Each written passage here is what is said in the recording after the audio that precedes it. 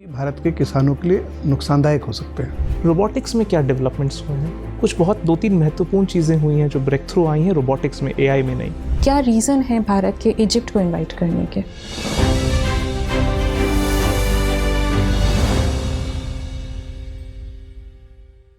मैं come in sir? Yes please do.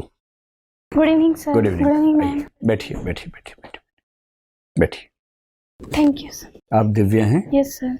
Divya, अपना परिचय दीजिए ताकि आपके बारे में कुछ बुनियादी बातें हमें पता लग जाए और फिर हम आपसे बात कर सकें।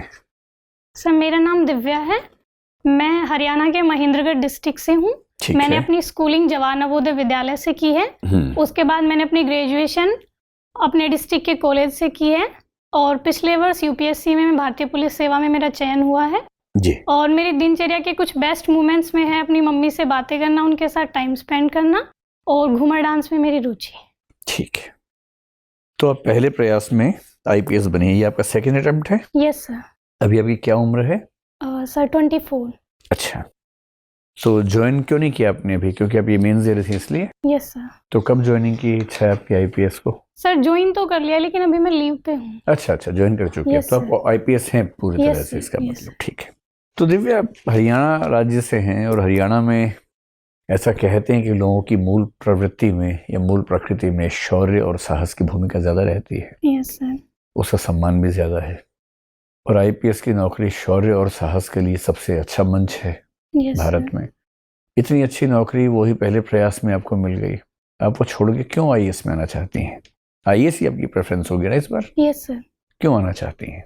सर इसके कुछ रीजंस हैं, जैसे आईपीएस के कंपैरिजन में आईएएस में डाइवर्सिटी ज़्यादा है, हमें वेरियस डिपार्टमेंट्स में काम करने का मौका मिलता है, तो मेरा ऐसा मानना है कि मुझे ज़्यादा एक्सपोजर मिलेगा, वहाँ ज़्यादा सीखने का मौका मिलेगा। ठीक है। और दूसरा सर इसका ये रीज़न है कि मैं हमेशा से गाँव में रही हूँ और मैंने अपने गाँव में प्रशासन का रोल देखा है, तो मेरे गाँव की जो समस्याएं हैं वो बेसिकली प्रशासन से जुड़ी हुई हैं, तो शायद इस वजह से मैं अपनी पर्सनैलिटी को आईपीएस के कंपैरिजन में आईएएस के लिए ज़्यादा बेहतर मानती हूँ।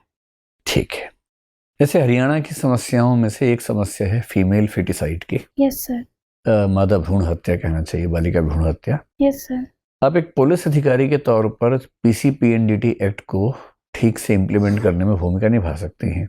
Yes sir. ताकि कोई भी अस्पताल, कोई भी लेबोरेटरी भूल से भी ऐसी इंफॉर्मेशन किसी होने वाली माँ को ना दे सके कि उसके पेट में, गर्भ में मादा भ्रूण है। Yes sir. या कोई हॉस्पिटल एबॉर्शन सिलेक्टिव तरीके से ना कर सके। बिल्कुल। आईएएस के तौर पर आपकी भूमिका थोड़ी बढ़ जाती है और आपको ऐसी स्थितियां बनानी है कि ये समस्या जड़ से खत्म हो जाए। Yes sir. तो मुझे बताइए कि अगर हरियाणा में मादा भ्रूण हत्या की समस्या को जड़ से खत्म करना हो और आप मान लीजिए कि मुख्यमंत्री ने आपको विशेष रूप से ये एक प्रोजेक्ट दिया है और 5 साल का समय दिया है और फंड की कोई कमी नहीं है, तो आप क्या स्टेप्स लेंगे कि हरियाणा से ये समस्या खत्म हो जाए? सर इसके लिए मैं कई लेवल्स पे काम करूंगी। सबसे पहले मैं कोशिश करूंगी कि जो भी पीसीपीएनडीटी के प्रावधान हैं उसके बारे में सर सबको अवेयरनेस हो, पेरेंट्स को, हेल्थ ऑफिशियल्स हैं, जो अल्ट्रासाउंड सेंटर्स हैं, सब जगह, कि क्या उसके लीगल एक्शंस हो सकते हैं इसके खिलाफ। दूसरा सर, जितने भी अल्ट्रासाउंड सेंटर हैं, अगर मुझे कोई भी इंफॉर्मेशन ऐसी मिलती है कि वहाँ ऐसा किया गया है तो मैं तुरंत उनका लाइसेंस कैंसिल कर दूंगी।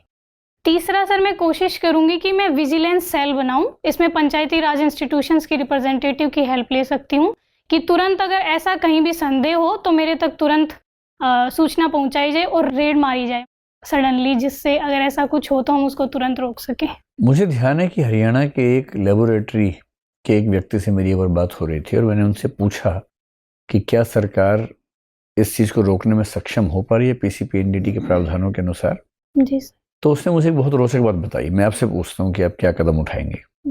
उसने बताया कि लेबोरेटरी में डॉक्टर्स और जो स्टाफ है वो पैसे लेता है मरीजों से ये बताने के लिए कि भ्रूण मेल है या फीमेल है।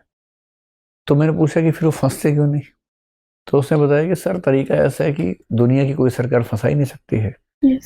वो जब रिपोर्ट बनाते हैं सिर्फ इतना बोलते हैं कि रिपोर्ट लेने के लिए मंडे को आ जाना या फ्राइडे को आ जाना। मंडे यानी मेल, फ्राइडे यानी फीमेल। इस लेवल पर जाकर आप कैसे किसी लेबोरेटरी को फंसा पाएंगे? तो इमेजिन कीजिए कि आपके ज़िले में इस स्तर पर चीज़ें हो रही हैं और ये मंडे फ्राइडे तो एक तरीका है, इसके और 1000 तरीके हो सकते हैं। कोई सिर्फ इतना ही कर ले कि मैं दाएं हाथ से साइन करूं तो समझ जाना बेटा है, बाएं से साइन करूं तो समझ जाना बेटी है। ऐसे 1000 तरीके हो सकते हैं। Yes sir. इस लेवल पर जाकर कैसे बदलाव करेंगे आप? सर अगर ऐसी मानसिकता है तो वो बेसिकली सोसाइटी के स्तर पर ही चेंज हो सकती है।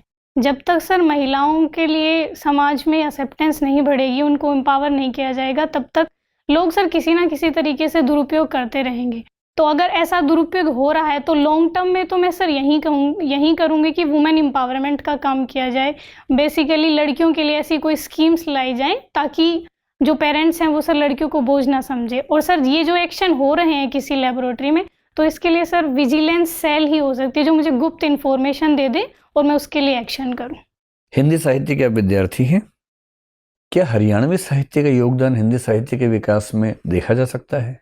सर बेसिकली हरियाणा में हिंदी का कोई बड़ा कवि तो नहीं हुआ है, लेकिन जिस टाइम सर हरियाणा बना नहीं था सेपरेट रीजन, उस समय दिल्ली के आसपास अमीर खुसरो जो हैं उनको सर हिंदी का मतलब हरियाणा के क्षेत्र में इंक्लूड किया जा सकता है।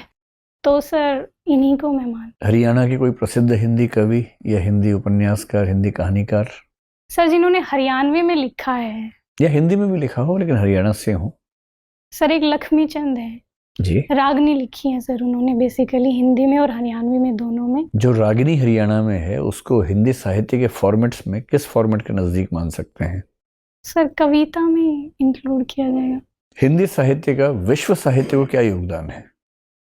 कुछ ऐसे कवियों का, कुछ ऐसी रचनाओं का जिक्र कीजिए जी सर, जो पूरे विश्व साहित्य में अपनी छाप छोड़ने के लिए मजबूत हैं।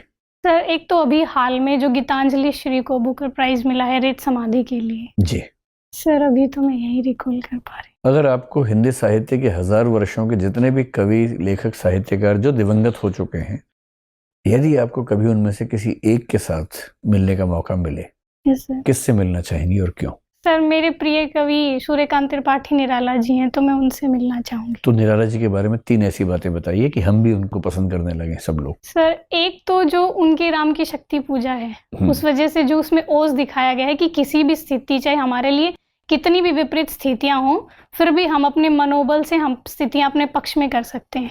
ठीक है, यानी कि एक अच्छे मोटिवेटर थे। Yes sir. एक बात हुई, और बताइए। दूसरा सर बेटी के लिए उनका जो प्रेम है सरोज स्मृति में जो दिखता है, तो सर दूसरा मुझे उनकी ये क्वालिटी अच्छी क्या लगती दिखता है? हम नहीं जानते, थोड़ा बताइए, समझा के बताइए। सर सरोज स्मृति में बेसिकली उन्होंने अपने बेटी के लिए वात्सल्य प्रेम प्रकट किया है, जिसकी 2 पंक्तियां हैं कि कन्ने गत कर्मों का अर्पण कर करता मैं तेरा तर्पण।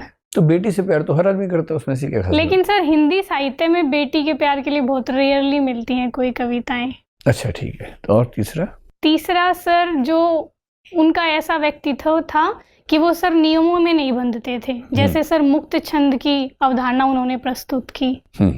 तो ये सर नियमों से अलग चलना और अपनी पहचान स्थापित करना, ये इनकी। एक बार उनका झगड़ा महात्मा गांधी से हुआ था, सुनते हैं। आइडिया है आपको क्या झगड़ा हुआ था? सॉरी सर, मुझे नहीं। कोई बात नहीं सर, आप पूछिए। दिव्या,